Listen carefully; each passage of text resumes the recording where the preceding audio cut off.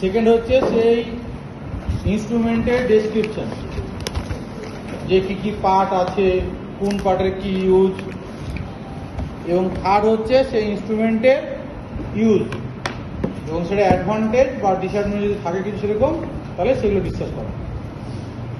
এবং ইউজটার প্রসেস, কি প্রসেস তুমি ইউজ করছো সেই প্রসেসটা ইউজ করা হয়।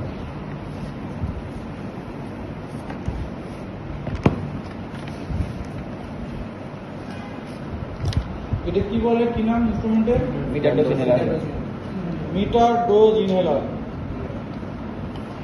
তো ইনহেলার মানে হচ্ছে যেখানে ইনহেলেশন ড্রাগগুলো আমাদের দেহে ডেলিভার করা হয়। মিটার ডোজ কেন বলা হয়? কারণ প্রতি পাংচুয়েশন একটা ফিক্সড ডোজ ডেলিভার হয়। মিটার মানে যে ফিক্সড ডোজ একটা ডেলিভার হয়। কি কাজে আমরা ইউজ করি এটা? কিছু ড্রাগ ডেলিভার করার জন্য, রেসপিরেটরি সিস্টেমে ডেলিভারি সিস্টেমের যে প্রবলেমের জন্য কিছু ড্রাগ ডেলিভার করার জন্য এটা ইউজ করা হয়। সেটা অ্যাজমা হতে পারে, সিওপিডি হতে পারে, বা বাকি রেসপিরেটরি যেগুলো ব্রঙ্কাইটিস তার জন্য কিছু ইউজ করা যায়। কি কি ড্রাগ এর মধ্যে ডেলিভার করা যায়?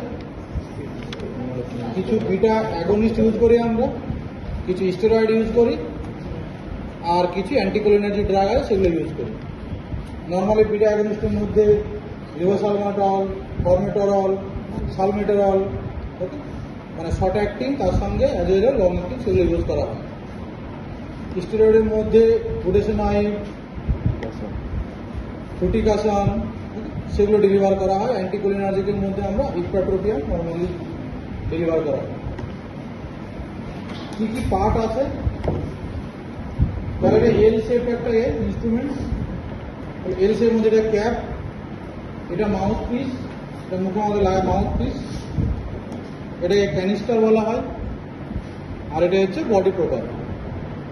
ক্যানিস্টার মোটামুটি চেঞ্জেবল, এটা যদি শেষ হয়ে যায় তাহলে চেঞ্জ করা যায়। তাহলে ইন্ডিকেশনের মধ্যে হচ্ছে যে রেসপিরেটরি প্রবলেমের জন্য ড্রাগ ডেলিভার করার জন্য আমাদের মিটার ডোজ ইনহেলার ইউজ করা হয়। Normally COPD, asthma commonly use করা হয়।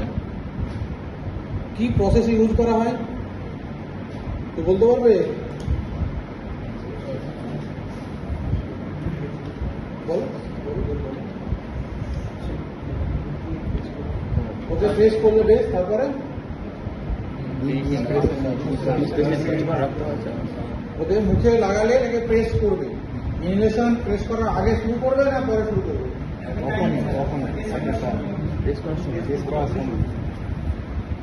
প্রেস যখন করবে তখনই শুরু করবে। আচ্ছা, পরে শুরু করলে কি অসুবিধা হয়? নর্মালি পেশেন্ট যেটা করে আর কি, পেশেন্ট নর্মালি যেটা নিল তো ওয়ার্ডে আগে জিজ্ঞেস করে তারা যেটা করে মুখে ওটা লাগিয়ে নিল, ওরা প্রেস করে, তারপরে ইনহেলেশন দিতে শুরু করে। তাহলে যেটা বলে 30 সেকেন্ড ধরে রাখে আর জিনিসটা ফেলতে দেয় না।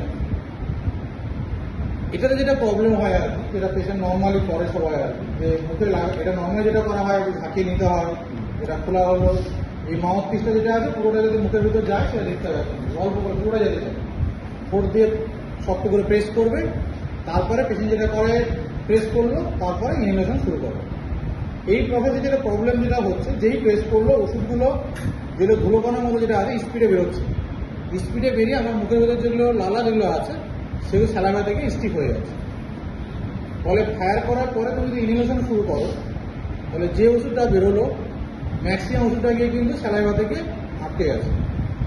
খুব সামান্য পরিমাণ ওষুধ যেটা মানে হাড় যেটা সাসপেনশন অবস্থায় আছে শুধুমাত্র সেই ওষুধটাই ভেতরে যাচ্ছে। ফলে সেই উপায়ে ম্যাক্সিমাম প্রায় 90% ওষুধ কিন্তু মুখে নষ্ট হয়ে যাচ্ছে। তাহলে অ্যাকচুয়ালি যেটা নিয়ম হচ্ছে আর কি, যে প্রথমে মুখে লাগিয়ে নিলে প্রেস করার আগে ইনহেলেশন তোমাকে আগে শুরু করতে হবে। নিঃশ্বাস চলবে, মানে নিঃশ্বাস শুরু করলে ফায়ার করলে তারপরে কিন্তু সেই নিঃশ্বাসটা কন্টিনিউ চলবে, অ্যাটলিস্ট যাতে তারপরে 10 সেকেন্ড পর্যন্ত যাতে ইনহেলেশন কন্টিনিউ করতে পারে। মুখে লাগালে নিঃশ্বাস চলছে, তার মাঝখানে কিন্তু ফায়ার করতে হবে। এবার তুমি যদি ফায়ার করার পরে যদি 10 সেকেন্ড কেউ কন্টিনিউ করতে না পারে, তাহলে তাকে কিন্তু মিটার ডোজ ইনহেলার শুধু দেওয়া যাবে না।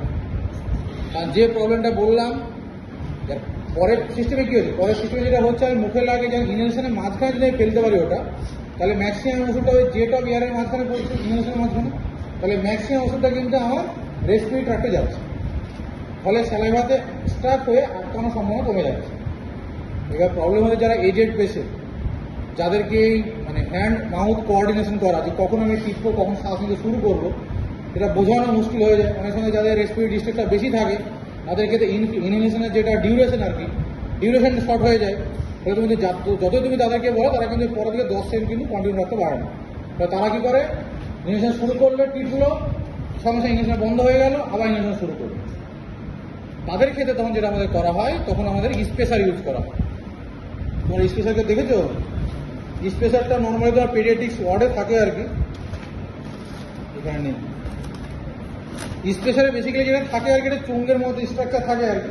চোঙের একটা সাইডে আমাদের এই ইনহেলার লাগানো হয়, উল্টো সাইডে মুখ লাগানো হয়। ওখানে এবার প্রেস করা হয়, প্রেস করলে চোঙের ভেতরে ওষুধটা সাসপেন্স অবস্থায় থাকে। নর্মালি যেটা ওরাল ক্যাভিটিতে যেটা ওষুধটা গেলে যে প্রবলেমটা হচ্ছে, যে স্যালাইভা থেকে স্টাক হয়ে যাচ্ছে, সেই স্পেসারের সেই ডিসঅ্যাডভান্টেজটাকে জাস্ট তুলে দেওয়া হয়েছে। ম্যাটেরিয়ালটা এমনভাবে তৈরি করা হয়, স্পেসারের ম্যাটেরিয়ালটাতে অ্যান্টি স্ট্যাটিক ম্যাটেরিয়াল দিয়ে তৈরি করা হয়, মানে কোনোভাবে যাতে ওই ওষুধটা যাতে ওই চোঙের গায়ে যাতে স্পেসারের গায়ে যাতে আটকে না যায়। তাহলে পেশেন্ট স্পেসারে একটা পর্যন্ত মুখে লাগিয়েছে, একটা দিকে এটা টাচ করেছে, জাস্ট এটা প্রেস করলো, ওষুধটা ওটার ভিতরে সাসপেন্স অবস্থায় আছে। পেশেন্ট নিজের ইচ্ছা মতো একবার দুবার তিনবার তখন নিঃশ্বাস নিয়ে তখন ওষুধটা ভেতরে নিচ্ছে। যখনই ইনহেলেশন করছে তখনই শুধুমাত্র ওষুধটা মানে চোঙ থেকে ভেতরে যাচ্ছে, ইনহেলেশন না করে যাচ্ছে। এবং ওখানে যেহেতু ভেতরটা অ্যান্টি স্টেরিক ম্যাটেরিয়াল তৈরি, যেহেতু ওষুধটা ওখানে ওই ওয়ালের গায়ে লেগে থাকছে না, ফলে যেটা স্যালাইভাতে আটকে গিয়ে যে ওষুধটা নষ্ট হচ্ছিল সেই সম্ভাবনা থাকছে না।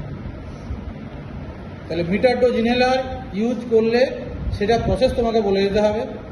যদি বলা যায় যে পেশেন্ট তুমি বুঝাতে পারছো না, এজেড পেশেন্ট, তার 10 সেকেন্ড ইনহেলেশন মানে শুরু করা ফায়ার করার পরও 10 সেকেন্ড কন্টিনিউ করতে পারছে না, সেক্ষেত্রে কিন্তু তাকে স্পেসার দিয়ে ইনহেলার প্রেসক্রাইব করতে হবে। স্পেসারে কি প্রবলেম হয়? স্পেসার প্রবলেম যেটা হচ্ছে, একটা বড় সাইজ মোটামুটি, এটা নেটে সার্চ করবো, দেখতে হবে, দেখিয়ে যাবে, সার্চ করবো, গুগলে সার্চ করো।